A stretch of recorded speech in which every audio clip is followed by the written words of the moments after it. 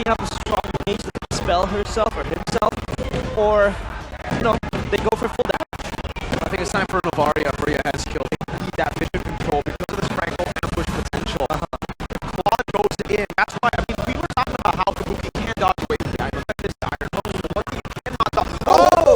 It's a signature Yaez kill pick. Something that we saw in the challenge season for Yaez kill just last year. Popped off on this pick, carried. We were talking about how the range could work out. That's where Novaria was there, that vision control. But it's not vision control that he's chosen, it's burst control. We will one-shot you, we will poke you down before you can even deal with us. Arashi, how's it looking? The Claude, back to the point, can dodge away from the iron hook, can dodge away from the CC, but one thing you cannot dodge away from is that bloody hunt suppression. The suppression, and of course there's ways for GEEK to really go for a lot more aggressive of a chase situation. Purifies and Kabuki and Yaoi. Yaez on the flicker though.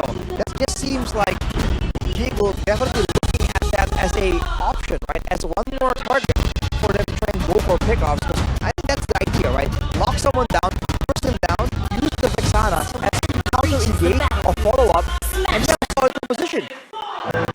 Climb back for the wounded Dragons in game number 3 with the GEEK still standing atop them, already safely in playoffs. Will they gatekeep Aura from making it to playoffs here in game number 3? Into the land of Dawn we go. Playoffs on their eyes. Of course, the GEEK fam, they can crash the party. They can crash Aura now and deny them of that playoffs spot. Right now, you can see that there's a bit of focus for both teams here to really get ahead in the clear game in that mid lane in particular. And you're seeing that this game is absolutely no different. But the Franco and the Vexana, so far at least, is clearing a lot faster than the Mathilda and Farsa, because Mathilda doesn't really provide that much. This guy. Maloysky does his thing. Maloysky's signature pick in the back usually back then was the Franco, right? We used to see a lot of this, and Maloysky wants to continue to harass. Luka doesn't want that, doesn't like that. Maloysky to be punished, but the flicker is there. Counter iron hook will not catch anyone. So, let's talk a little bit about this Maloysky Franco pick, Arashi. The iron hooks, there's so many purifies on the board for Aura. What is it supposed to do? How do you play this Franco in this game? I think it's mainly used for pickoffs. Even if you don't really get a big iron hook, you can go for a flicker bloody hunt, and that does have the desired effect. But now look at the Ray being focused down. Brawl in the top lane. The taunt is there to keep Ray in his place, but the hook will delay the players of Aura. Meanwhile, Luke receiving the damage, though no victims will collapse. Safe all around. It was a potential engage around no petrify. Big resource that GEEK fan will definitely try to capitalize on. Luke! Oh no, the movement no, and Aran is just deleted.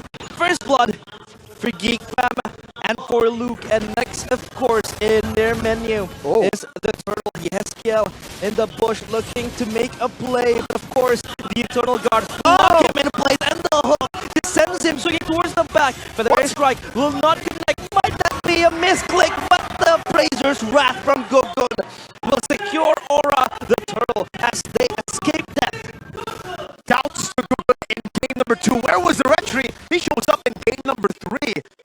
The odds stacked against them. Kabuki goes back. Okay, he's safe. A bit of a scary situation for Kabuki. But for Aura, it's back to that mutual objective game, but they really need to be careful about GEEK fam, right? They have the better pickoff once again in the mid lane. Yaez, no, he's just going to die. And for what? Oh no, a blind hook from Maloysky will catch Gogun, but that signals him to move forward around the back line. Now the Blazers right is there, the damage is just enough. Circling Eagle from Yaoi will keep Luke in place. PDF counter from Iran will be able to usher GEEK fam for a kill. Aura looks like they were able to get collapsed on, but they counter engage. To chop one head off and to come back out and grow. GEEK fam, gotta be careful with who they decide to look for, because the Dragons seems like they're evolving. And right now, though, you can see that GEEK, they really have a solid plan here. They want Raid to be a lot far ahead, using the Blackstar Superior clear, and they're using all all this pickoff, particularly in the mid lane. The fact that the Heskil is so vulnerable here without a Purify means that a single collision with a Shield Unity and Iron Hook, or I'm offended, can seal Yehezkiel's fate. So now he needs to be a bit more careful, and that's allowing GEEK to be proactive when it comes to invading S3, the trio mid rotation from the mid lane, and hopefully they can use it to try and go for the neutral objectives. Because when it comes down to an all-out brawl against a Yuzong and Fredrin, it's going to be a bit too difficult, at least for now, without items, to get a decisive outcome here. So far, it's been really tough for the Farsa. Not going for the Purify that we expected. The Flicker, very, very aggressive, but it's a double-edged sword. It's a very risky game that Yehezkiel is playing. He's either popping off Yehezkiel or Yehezkilled in these team fights. With that Flicker, he needs to just position super far back and look, deal damage to carry these team fights. Turn number 2, Kukun. First on it, Ray though. Wants to look for it too, both posturing over. Oh, Shield Unity just rolling him around. Another turtle dance. Who will be the champions of this? Yawi in the backline. The Turtle Guard is there. Zaman Force is perfect. But the Feather Edge Strike will be able to snipe someone down. Now it's Chadera. It is going to kill Gogo, and a double kill for Chadera. The Iron Hook connects. Aran stuck and unable to move. The triple kill for Chadera. And this Hereth is online. Oh no! What's worse than a Hereth pick let go? A Hereth pick let go and starting the game off with 3 kills at the 5th minute of the game. A snowballing one as GEEK fam take the turtle for free. They'll even take a turret. Wait, they're going for more. Going Eagle will catch someone in place of that mid turret. Meanwhile, the Feather Airstrike will not connect. And again, it has never been able to deliver the damage needed. And Aura is in a cul-de-sac.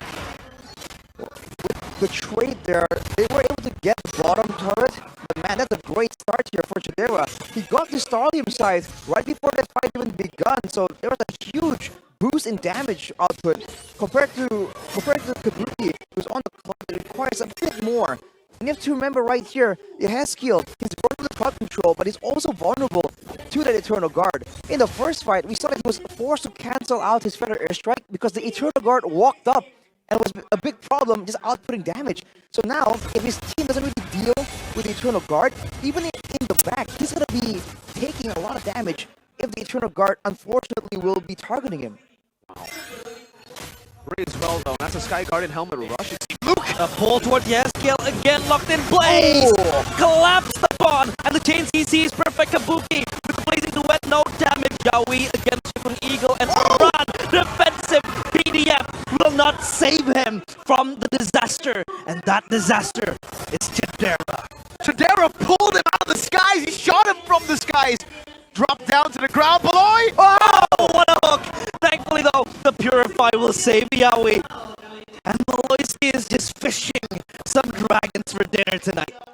And that's still before the combo, right? The Shield Unity, mini stun into an Iron Hook. That is still something that Aura will have to try and deal with if GEEK fam really does start snowballing out of control. Taking down the turrets right here, this means that the whole jungle now is so much more vulnerable. And these bushes next to the buff of Aura is just free real estate for GEEK fam. All these bushes available to just mount the trap. Yawi Spotted out of the whiskey. He holds his trigger and does not pull the hook. So Yawi live to see another day. Let's talk about the elephant in the room. Yehezkiel has been Yehezkilled again by Luke. So when he thinks about Beloy, Luke comes in. When he thinks about Luke, Beloyski is there. And even when both of them don't go in, Ray suddenly appears from nowhere with a Shield Unity. This has been so risky, and so far it hasn't paid off at all for Aura. What are they waiting for at this point of the game? Because the pressure, it's not even there. Another hook. Oh, canceled out though. Did Aura play for late? What's going on here, Rashi? I think at this one they really have to play for the late. When you look at the comparison in gold lane, of course, Kabuki will be able to do a lot more damage in theory later on. If they can try and get the Herald under control, right? Herald is ability based, and Claude is basic attack based. In theory, it should kind of play out like that, but still, it's only a small difference. He caught the shield is there though. Feather Airstrike from behind. Chadera is able to pop a leap from the damage. But Aran six swing around the players of Aura. Perfect. Eternal Guard, but it won't really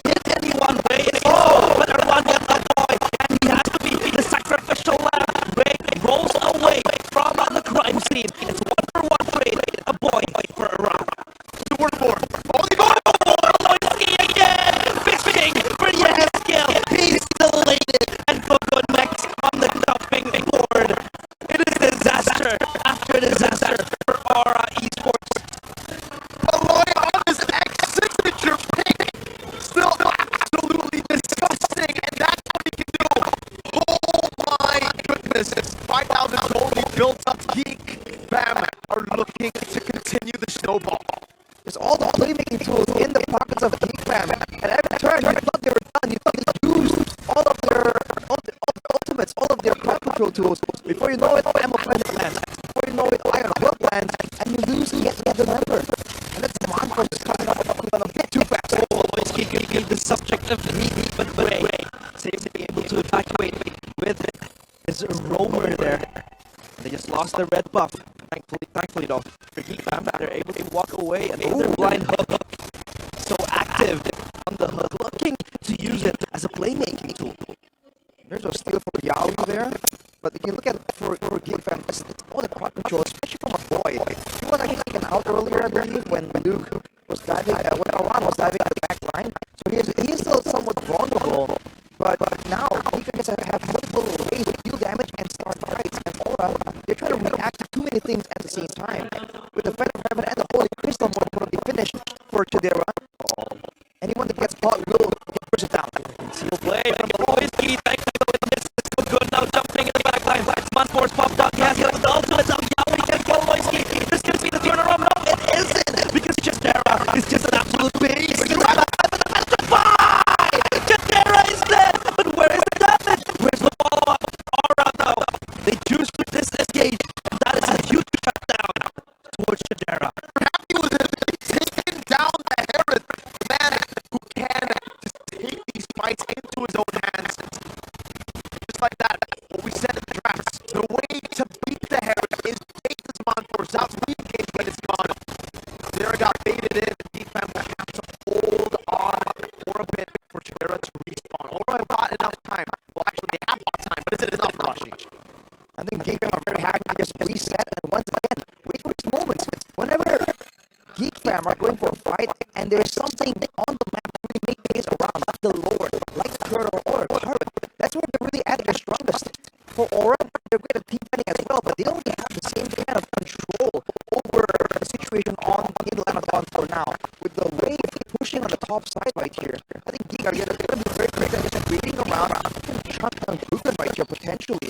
If he just oversteps from the safe zone. So GEEK Bam definitely are the ones in control, and Aura are the ones who are going to try to look for something that can catch GEEK Bam off guard. Look at the change for GEEK Bam.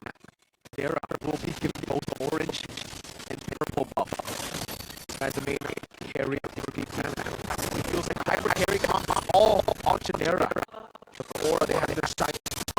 Oh, what a pull towards Gogo. He is elated. A boy gets the kill. And no jumper for this Lord Blight. This is just trouble for Aura Esports. Yaoi certainly towards the back line. Chidera chases him down. The airstrike is there. The Lord. Of course it is secured by retribution. And